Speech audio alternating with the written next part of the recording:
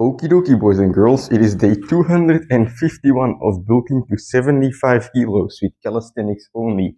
And the scale is really teasing me, I woke up at 74.95 kilos, so 0.05 grams left. Although, to be honest, I do think a lot of water weight, a lot of lactic acid buildup is playing a role in this number on the scale, because holy fucking shit, I've been going balls to the wall on the foot and I've been squatting like hell. So anyway, today's workout is gonna be a planche and dip workout. I'm actually going to my brother's house for the dip because he has like big plates and I wanna do some dips with 50 kilos. It's gonna be comfortable to do it over there, and it's just gonna be fun to hang out with my bro, with my actual brother. So yeah, that will be the second part of the workout. But first I'm gonna do some planche. And I made a video about how if you do lots of exercises, you'll progress at none, And there was a comment saying like, is there any study you can back this up?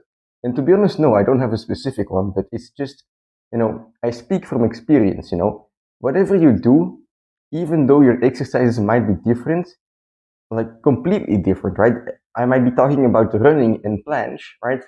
They're not related in any way. The body you do it with is completely the same, because obviously you only have one body and your body is only capable of consuming and expending so much energy. So if you go for that run, right, you're using completely different muscles. You're using your aerobic system instead of your anaerobic system. Like there's nothing related to it, but you're still, putting damage to your body. Your body is going to have to recover from it. Your body is going to become sluggish if you do running too much, right? And it's going to affect the planche. So for example, today, right, I did the planche goal, right? So I reached 20 seconds of planche, and ever since doing that, I've been incorporating push-ups and now dips as well. So I'm only doing, like I'm doing the planche here, right? But I'm also spending extra energy on dips. And, even though the dips come after the planche, next time I'll train, I will have to, for that training, I will have to recover from dips as well. And that is going to affect my planche, that's going to take away energy from the planche. So it's this balance you have to find. So yeah, anyway, since I've reached my goal, I'm fine with this, It's not like, oh, because one exercise takes away from the other, it's bad. No, you just have to be aware of it, If you're fine with it, then by any means, go ahead and do it, One of the tactics I like to use is I pick a main exercise, for example, the planche, that carries over into every other exercise, right? And then I pick one other exercise as well that I do for one set. And then because, I build my general strength with that first exercise, only a small adaptation will make me strong at the second one as well. So for example, for dips, I would do a planche workout and then one set of dips, right? And I would get quite strong at the dips as well. Although today, I'm going to my brother's house. I'm just going to do lots of sets because I want to spend some time with him. But anyway, let's do some short combos for the planche and see how we are feeling, at the heaviest planche of my life. 74.95. I haven't done a planche at this weight ever because I've never been this weight ever.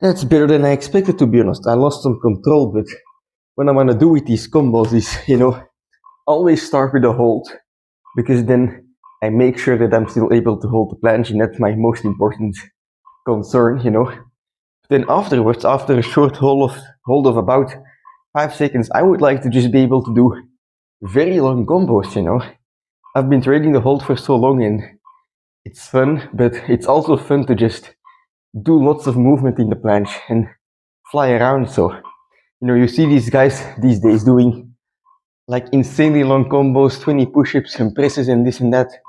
And Valentin Kellis, of course, doing like, I don't know, is it 12 push-ups, 12 presses, 12 seconds of hold? Like that's insane. If I can do something like that, it would be very cool, even if it's just 5-5-5, which I haven't done ever in my life. So yeah, let's gradually make these combos longer. And I'm very happy because I'm practically at 75 kilos right now. This is the heaviest I'm gonna become, or I guess I will become 0.05 grams heavier, but this is the difficulty of planche that I have to get good at, because this is how fat I'm gonna get. So let's do a couple more sets.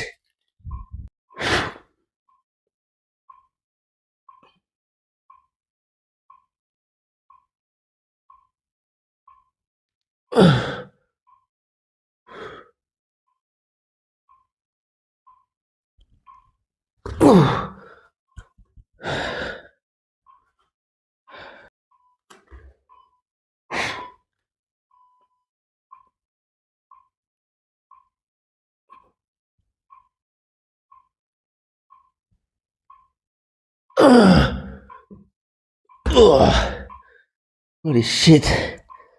It's becoming very difficult very quickly to hold the planche. When you start gaining weight rapidly, planche becomes difficult because your body is not used to the weight. If you gain the weight slowly over time, it's like 100 grams, 200 grams every couple of weeks, right? It doesn't change anything, but for some reason, I think it's the lactic acid because my legs are just so fucking sore. I've gained a kilo over the past couple of days, and then the weight that you gained is not really a part of you.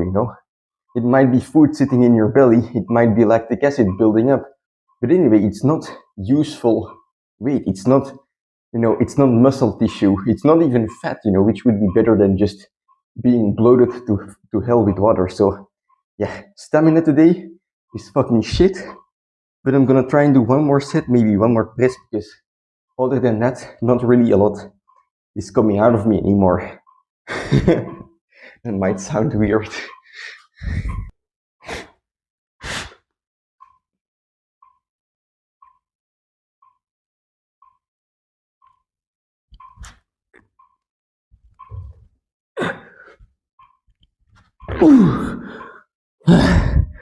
Okay, so I just got back from my brother's house, had a lot of fun doing the dips, and let's talk about those dips, because holy fucking shit. Of course, it had been a while, but even during the training, I just felt everything screaming in my triceps, my triceps are so fucking sore already, it's insane. So, very happy with how the dip workout went. I wasn't able to do what I planned originally, which, I told you guys I'm gonna do some volume.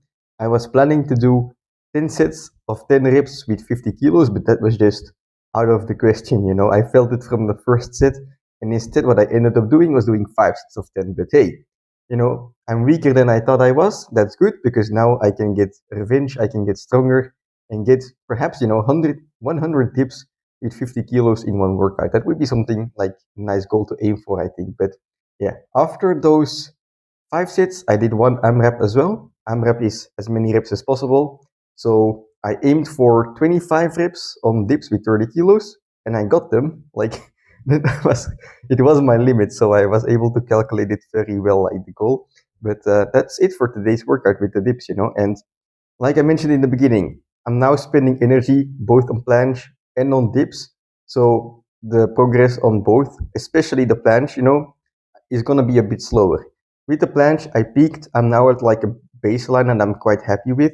So I don't really like care about progressing too much. I just wanna I wanna transform the power I have in my holds to some combinations as well. So if I can do some better combinations, that would be nice. But the main goal is to get some raw strength around that as well. To not only be specific to the planche, but to also have the planche carry over into other movements. Because planche carries over into everything. If you're strong at planche, you're gonna be kind of strong at everything else. Push-ups, dips, bench, overhead press, whatever. But you're gonna be way stronger at those exercises if you also give your body kind of a stimulus to do them. So for me, I'll be doing push-ups and dips and try to get strong at those. And it feel like it will really make my upper body pushing strength more complete. So very like looking forward to that, obviously, right? Towards this end of the bulk to just cover all the weak spots and become an absolute specimen, an absolute horsecock. That would be so nice. But yeah, if in case that you really have something like one thing that you want to progress in, I don't think it's the best idea, right? You often see people like training dips because they want to get strong on planche. No, train planche if you want to get strong on planche, right? You often see people like again doing all of these basic exercises, trying to get basic strength before starting a goal. But again, like just do specific training that's gonna get you the strongest, because who cares that you're building chest strength for a planche? You don't need it, obviously, because I just did 20 seconds and my chest is still weak as fuck, right?